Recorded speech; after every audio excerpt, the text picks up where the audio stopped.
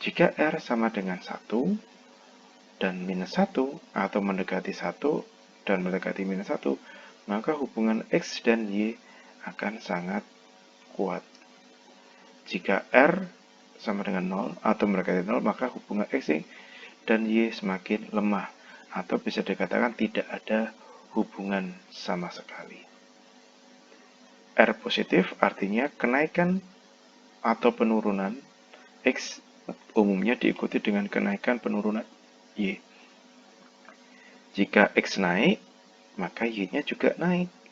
Jika X-nya turun, maka Y-nya turun. Jadi, gampangnya, untuk menggampangkan pemahaman, X dan Y ini harus naik untuk R positif. Sementara kalau R negatif, itu kenaikan X biasanya diikuti oleh penurunan Y. Gampang pemahamannya adalah selalu ada kebalikan di sini antara X dan Y. Tidak sama tadi seperti di atas.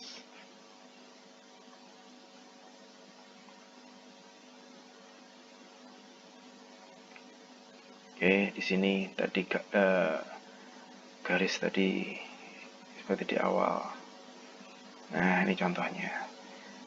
Jika ada R 0,43 dengan R minus 0,89,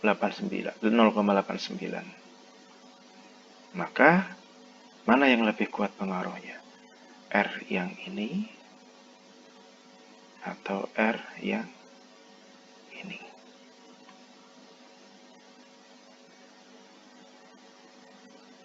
Nah, yang mana? Nah, yang kuat adalah ini. Karena nilainya adalah 0,89. Artinya, minus 0,89 ini mendekati nilai ke angka 1 atau mendekati angka 1. Ini yang menyebabkan pengaruh R ini lebih kuat.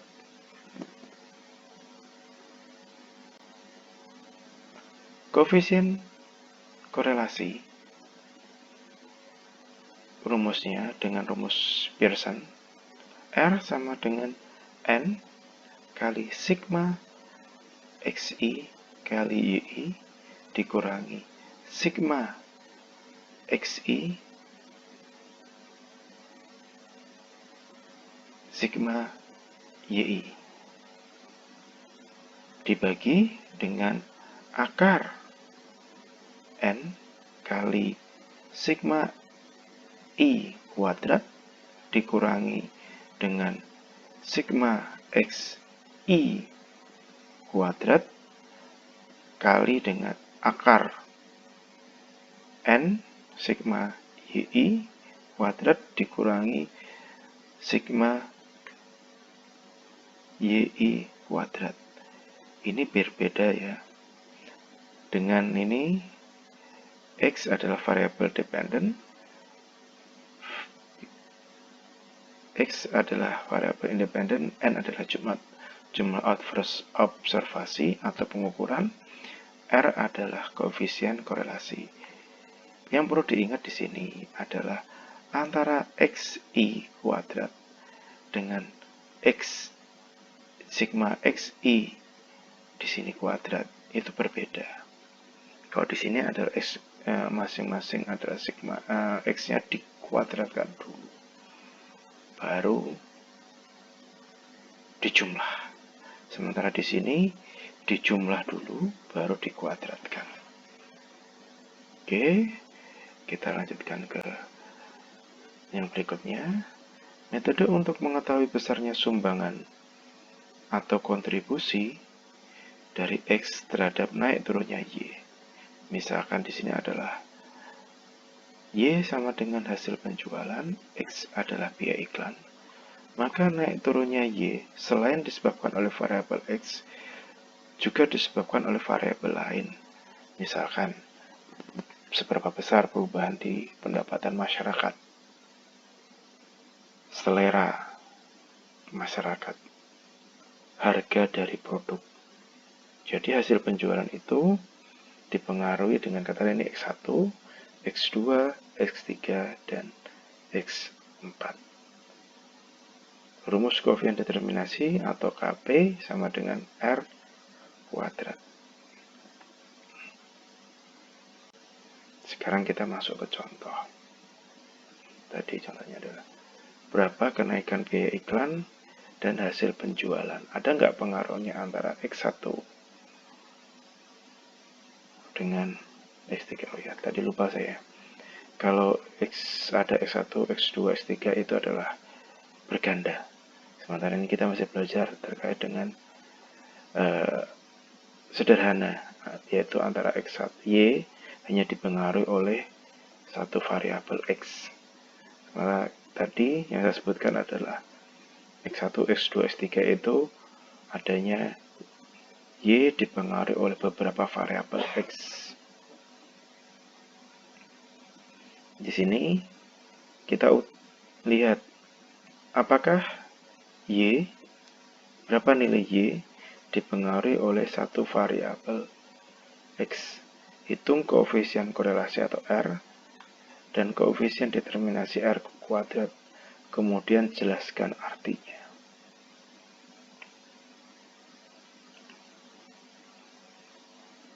Di sini.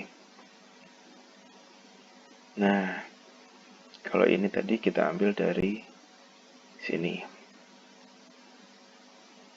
Nah, ini yang kita ambil dari soal.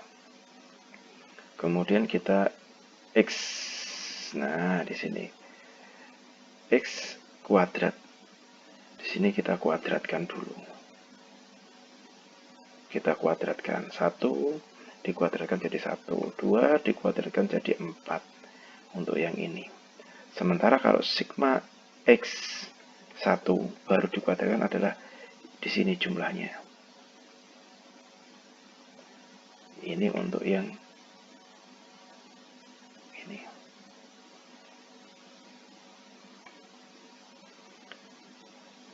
Kemudian Y, di sini ada Y kuadrat, berarti tadi X dikuadratkan, Y dikuadratkan, 3 kuadrat itu 9, 5 kuadrat jadi 5. Sementara Y, I, sigma Y, I kuadrat adalah diambil dari sini. Ini dikuadratkan.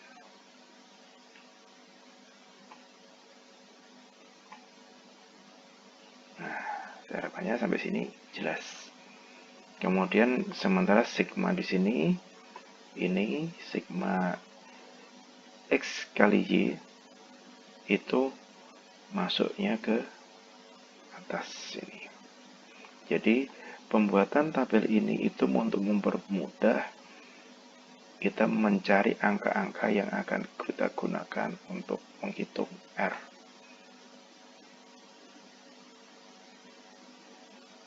Ini, setelah angka-angka tadi ketemu, N, kita lihat ada berapa datanya di sini. 1, 2, 3, 4, 5. Kita masukkan di sini. Nah, dalam menghitung ini adalah harus teliti, baru kemudian kita masukkan satu persatu rumusnya. Ketemulah R. Kalau kita sudah ketemu R sebagai tadi yang diminta dalam soal korelasinya, kalau kita sudah ketemu korelasi, kita akan mudah mencari koefisien determinasi, yaitu dengan mengkuadratkan R. Ini kita kuadratkan.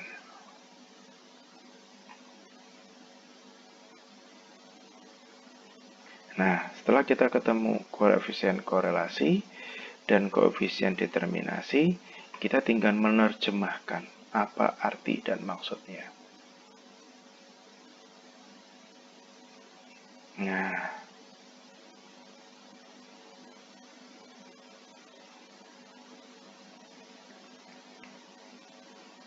hasil R sama dengan hasilnya Hasil dari menunjukkan bahwa R nilainya positif di sini.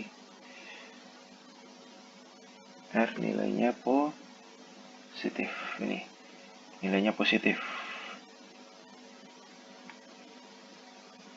Nilai R mendekati 1 karena di sini adalah 0,98. Artinya hubungan antara X yaitu biaya iklan dengan hasil penjualan sangat kuat hubungannya, sehingga kenaikan biaya iklan umumnya akan menaikkan hasil penjualan. Karena dengan iklan yang banyak, masyarakat banyak tahu tentang produk, maka penjualan juga akan naik. Sementara di sini koefisien determinasinya kita kuadratkan tadi. Hasil dari 0,98 kita kuadratkan, hasilnya adalah 0,96.